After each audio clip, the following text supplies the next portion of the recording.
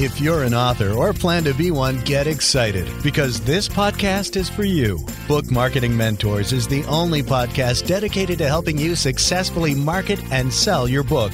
If you're ready for empowering conversations with successful marketing mavens, then grab a coffee or tea and listen in to your host, international best-selling author Susan Friedman. Welcome to Book Marketing Mentors, the weekly podcast where you learn proven strategies, tools, ideas, and tips from the masters. Every week, I introduce you to a marketing master who will share their expertise to help you market and sell more books. Today, my special guest is a two-time entrepreneur. Steve Gordon is the best-selling author of Unstoppable Referrals, 10 times referrals, half the effort, and podcast authorized, Turn Your Podcast into a Book That Builds Your Business. He's the host of the Unstoppable CEO podcast and has published over 400 articles on marketing and sales for professional service firms. His firm, the Unstoppable Agency, helps consultants and digital agencies land great clients by hosting their own podcast and using his proprietary podcasting prospecting method. Steve, what an absolute pleasure it is to welcome you to the show. And thank you for being this week's guest expert and mentor. Susan, thanks for having me. I'm looking forward to this. It's going to be a lot of fun. Podcast. I think podcasts is a lot of what takes up both yours and my life. So let's go into some depth to help our listeners understand it better and understand the power of podcasting. Let's start off with, what are the benefits of podcasting? Why should we be podcasting? That's probably the best way to begin looking at this, because the way that we came to using a podcast as what we think is one of the most effective marketing strategies really was we kind of came at it from left field. I mean, we weren't looking at podcasting as something that we wanted to do because we particularly love podcasting, but it's got a lot of qualities that really make it effective, particularly for a business owner that is already busy and that doesn't want to become maybe a master at all forms of marketing. It's a great way to really accomplish a lot of things with a minimal effort. And that's the main reason that we now use it with all of our clients, because it just gives them such an easy way without taking up tons of time on their calendar to really get all of their marketing done with just maybe a few hours of work a month. To me, that's the ultimate reason to have a podcast, is because it gives you so much for such a little investment of your own time as a business owner. That's kind of where we started from, but there are lots of other benefits to it. I mean, we use podcasts primarily as a way to build strategic relationships with either people that you want to do business with, potential clients, or with strategic partners or referral partners, people who have the relationships with the people you want to work with, and you want to maybe cultivate the relationship with that partner.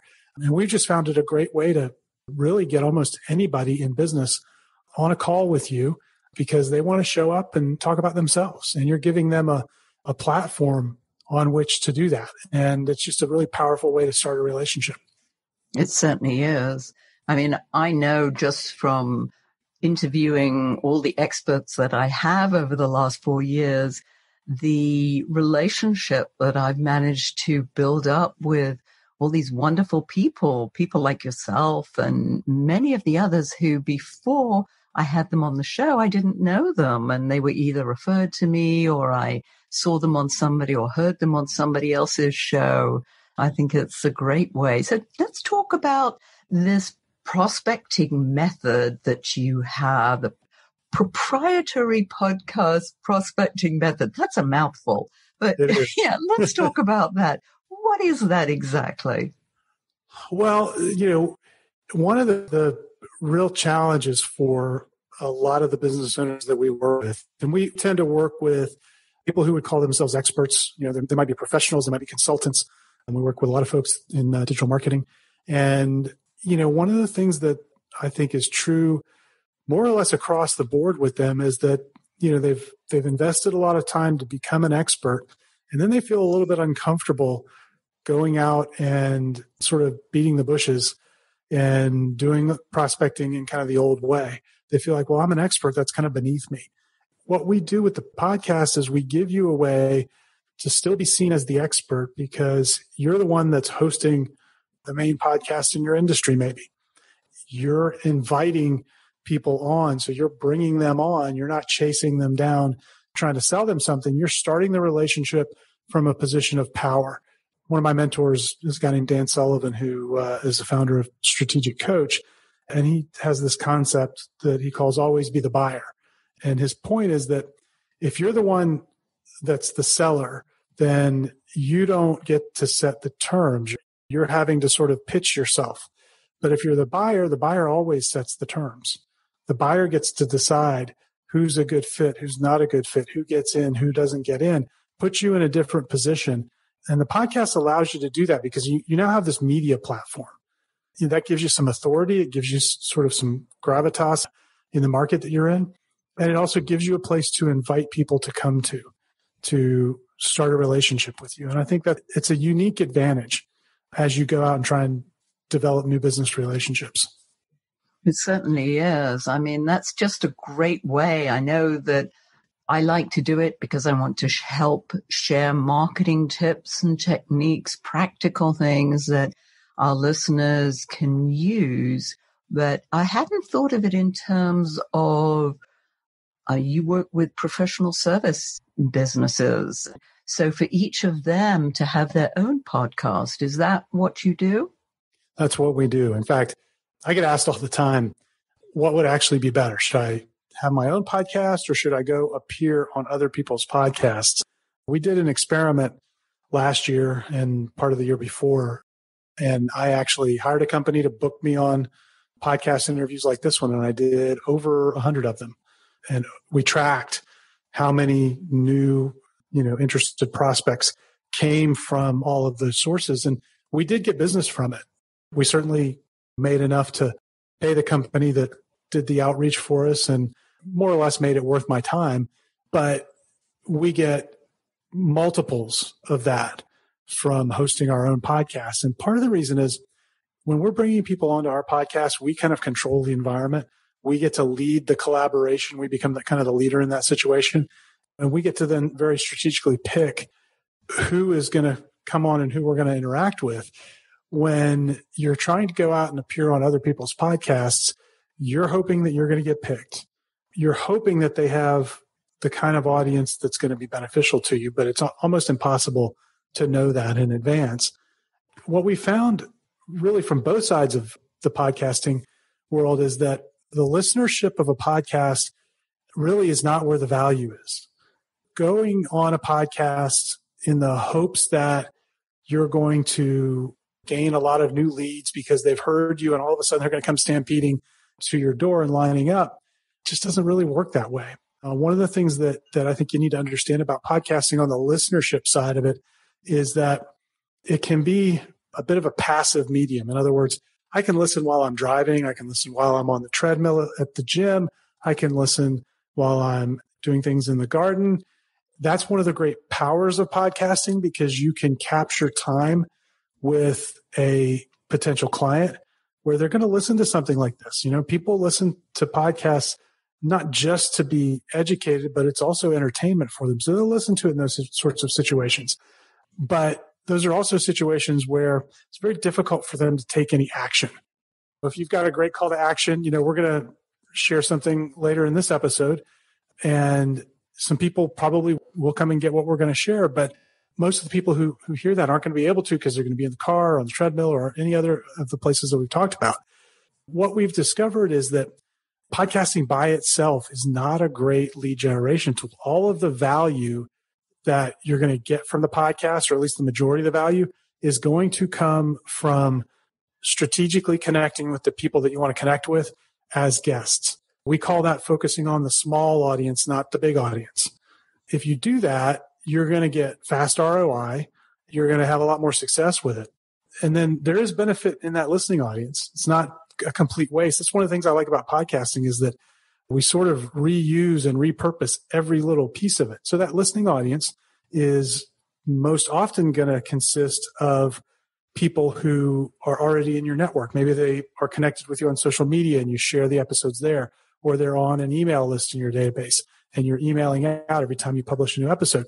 Well, those are the people that are already closest to doing business with you because they're already paying attention. And the podcast does a really good job of nurturing those relationships and allowing you to really build trust and relationship at scale with everyone that's in your database. It's a great conversion tool, not necessarily a great lead generation tool. Hopefully that makes sense. It certainly does. And I know that many people, right, like you rightly said, may be doing something else while they're listening.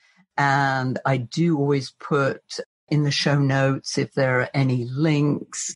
Like I know that you have a free gift for our listeners, and I know you're going to talk about that later. And we will definitely put a link in our show notes. So if people can't write down things or memorize what you tell them, it's right there for them. That's important. I'd love to dig further into that whole idea of repurposing the content. Now, obviously, as you said, social media, you can post it on social media. But what else can you do with the podcast information? We always start with thinking about the 3 types of episodes that we think every podcast that's done for business should have. And the first we've talked about, which are interviews with people that you want to build strategic relationships with.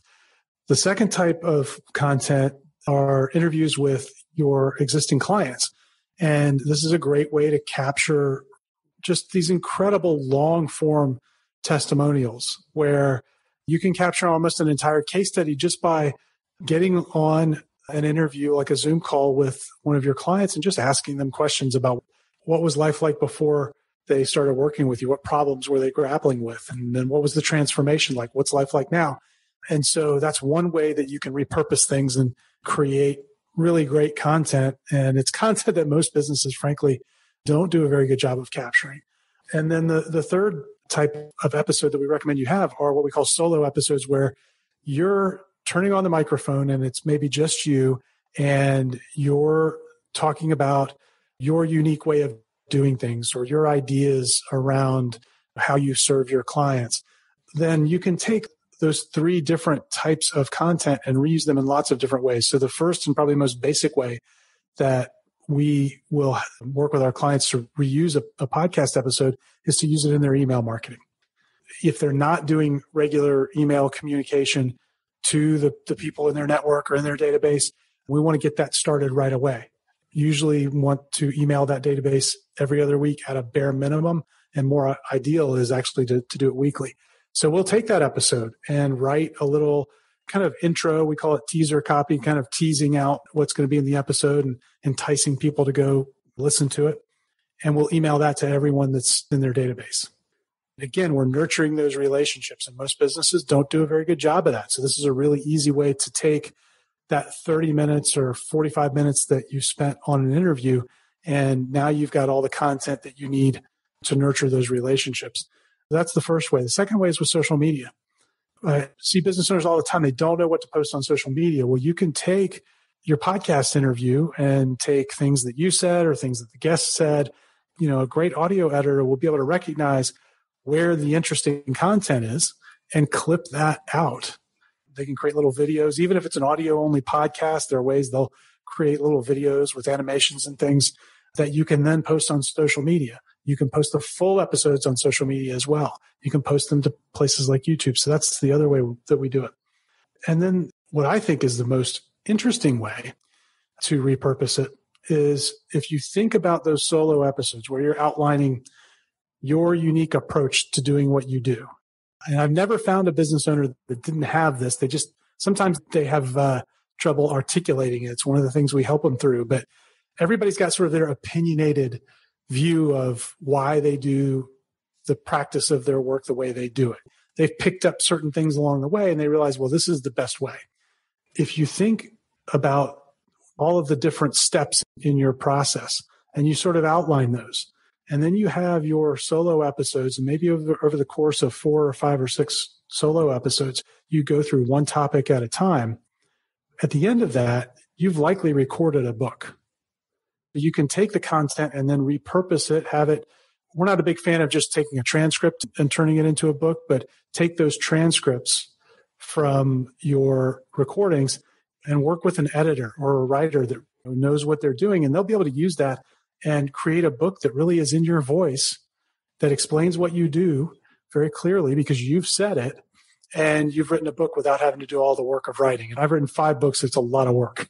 And as well. I mean, you've published lots of books, and I still write my books kind of the old-fashioned way, but for a lot of people, that's not the best way for them to go about it. They're not natural writers. Yeah, I can concur with that. I've written 17, and, you really have to. I've got a sign that says, bum glue. You've got to keep your bum on that chair, and you've got to keep going with it very much. Now, those 3 different types of episodes, is there a ratio that you work? I mean, is it a 2-to-1? How does it work? Or a 3-to-1? Everyone looks for the magic ratio. And what I tell our clients is it depends. It's a sliding scale depending on what your goals are at the time, because the podcast really should be a vehicle for supporting all of your marketing, and you want to be very strategic about how you do that. If lead generation is what you're trying to accomplish at the moment, then you might want to have more of your episodes be interviews and have them be interviews with potential clients. If you're really looking to create strategic partnerships, then you want to focus there. If you are at a point where business is going fairly well, but you've got people in your network or people who have maybe been interested in working with you in the past but haven't converted, and you really want to indoctrinate them into the way that you work and your ideas, then you want to do more solo episodes. That'll change over time. And that's perfectly fine to allow it to sort of morph over time. I think people believe that they start something like this and it's all got to be figured out and set in stone from the beginning. And I'm now 3.5 years into our current podcast. It's the second one that I've done. We've done a couple hundred episodes now, and we constantly are shifting back and forth depending on what the podcast needs to do to serve the business. And so that's our approach to it. I like it.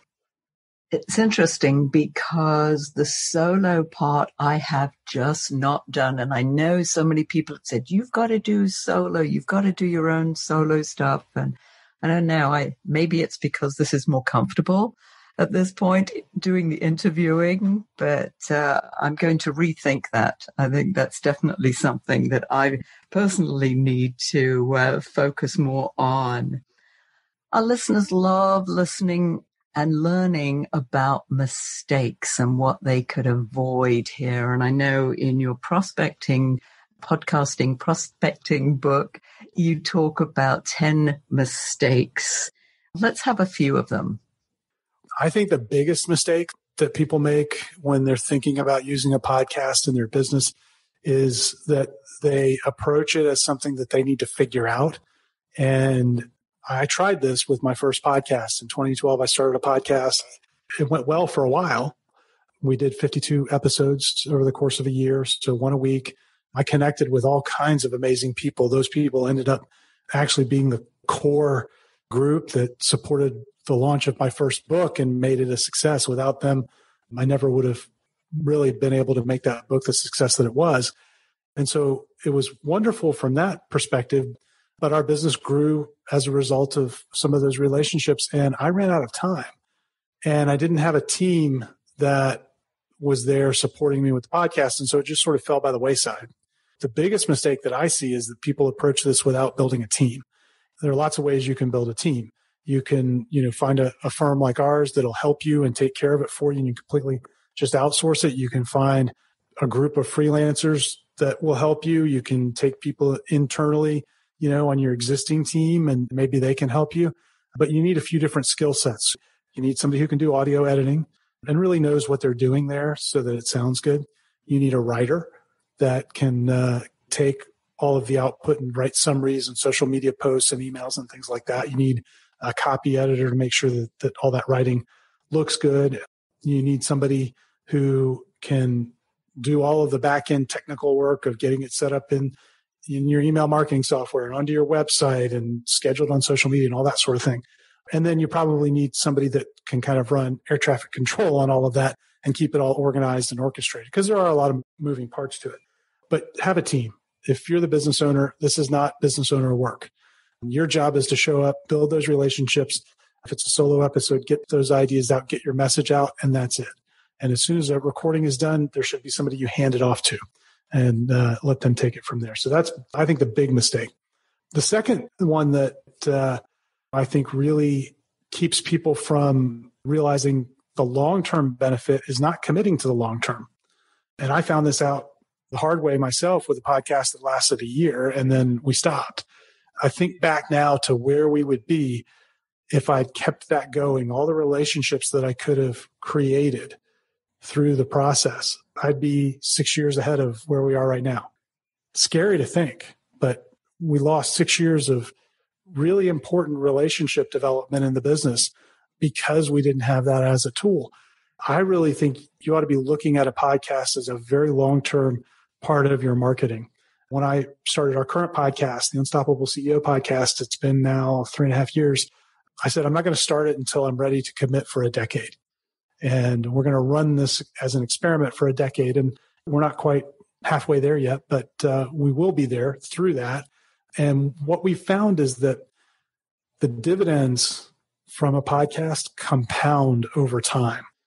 We're able to now go back and pick solo episodes that I've done a year ago, and we're compiling those into a series of kind of indoctrination content for people who come into our world and get on our list new for the first time and don't know who we are. So we've now got all that content captured to get them up to speed. We can use it in so many different ways. And so there really is a compounding effect to doing this over time. That'd be the second. And in the book, I've outlined 10. I can keep going through, but I think the third big one that a lot of people get focused on is they worry about their number of downloads and their listener counts and all of that. The vast majority of business podcasts are going to have a relatively small listening audience, and that's okay. You want the right listening audience. You want the people that are already paying attention to you to listen to the podcast and to just continually hear your voice, to feel like they know you more and more with each episode and they're in relationship with you, even if you've never met. Have you ever had this experience? I've had this happen before. I've been at a conference and somebody's walked up to me and kind of flagged me down and said, "Hey, you're Steve, you do the Unstoppable CEO podcast." I'm like, "Yeah, somebody I don't know." It's been really interesting to see how the fact that they've listened to episode after episode of me makes them feel like they know me and we've never met. And it's just a pretty powerful way to build relationships. I love those. It's so funny because I was waiting for you to talk about the lack of commitment, because I know that that's such a big one, that people start the podcast, and especially if they start as just a solo podcast, that they're the main event. And I think those die much quicker than ones that have the sort of this multi-focus to them. I love the idea that you're doing a 10-year experiment. That's quite an experiment. That last point that you made is really critical. Years ago, when I first started our firm, we were big advocates of having all of our clients send out a regular email newsletter. I mean, we were dragging clients kicking and screaming to get an email newsletter done. And what would always happen would be they'd send it out for a few weeks in a row. And then something would happen. They'd get busy and they'd fall off the wagon for a couple of weeks because they had a deadline. And then they'd feel embarrassed about that. And so they'd go another few weeks procrastinating before they got another one out. They'd get another couple of them out. Same cycle again and again. They go through that maybe 2 or 3 times, probably no more than that. And then they just quit altogether. And they didn't get any of the benefit of it. And I think the same thing happens with podcasts that start off as being completely solo because there's no external commitment there. So here's the thing I can guarantee you with interviews that you do. If you book a call with someone that you perceive as a valuable business associate, they're somebody that you want to do business with or a referral partner, and it's on your calendar, you're going to show up. You will not miss that because the call is more important than the output, which is the podcast. And that's one of the reasons that I think this works so well. So wise. Steve, I know that our listeners are probably chomping at the bit here to find out more about you, your company, and that special gift for them. Absolutely. I'd love to share actually a copy of, we mentioned the book a couple of times, Podcast Prospecting, and I'd love to share a copy of that with everybody who's listening. We've set up a page on our website. So if you go to unstoppableceo.net/BMM, Book Marketing Mentors. Book Marketing Mentors, I'm sorry. And if you go there, you can download a copy of the book, and there'll be some other resources there as well that you can take advantage of. And if you are looking for help, if you're looking for that team, we'd love to help you, or at least talk together and decide if it's a fit. There's a link on there where you can book a call with me if you'd like to do that. But again, it's unstoppableceo.net/BMM. Fabulous. Thank you so much. You have shared so much wisdom with us already, Steve, but my listeners know that I love to squeeze just that one golden nugget out of my guests before I let them go. What's your golden nugget? I think the most important thing to do in this whole process, whether it is with a podcast or with anything else, is first get very, very clear about who you're trying to do business with. And that will guide everything else that you do. I talk a little bit about that in the book and go a little bit deeper with it. But I think that's the fundamental decision, and that it's a decision that very few business owners get real extreme clarity on. Thank you. Great wisdom, listeners. This has been quite some podcast, a podcast about podcasts. I absolutely love it. Steve, you have been amazing. I knew you would. You didn't let me down. Thank you so much. And thank you all for taking time out of your precious day to listen to this interview. And I sincerely hope that it sparked some ideas you can use to sell more books. Here's wishing you much book marketing success. The time is now to take action and finally build your book-selling empire. And the great news is that Susan is here to help you. Visit bookmarketingmentors.com and sign up for a free 15-minute book marketing strategy session with Susan. She'll help you discover your first steps to marketing and selling your book. Only those who take action are rewarded, so visit bookmarketingmentors.com, and we'll see you again next week.